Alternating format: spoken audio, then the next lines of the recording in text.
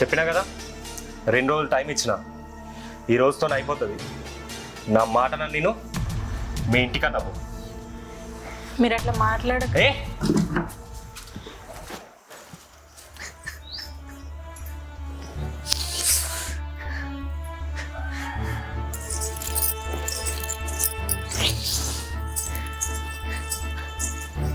ఏమైంది?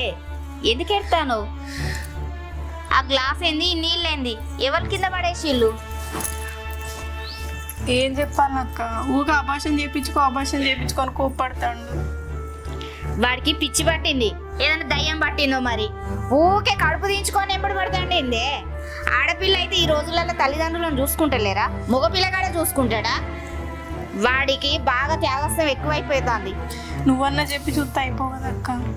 నేను చెప్తే వాడు వింటాడా? నేను చెప్పకుండా ఉండేదాన్ని కాదు. వాడికి నేను ఎన్ని తీర్లు చెప్పినా వాడు నా మాట వినడు. నువ్వు నాకు చెప్పొద్దు, ఏం చేయొద్దు, నా ఇంట్లో ఉండొద్దు అని కోపం మీద అంటే నేను ఎట్లా ఏడిపోనే చెప్పు? నాకు ఉన్నదే మీరు, ఇంకెవరన్నా ఉన్నారానే?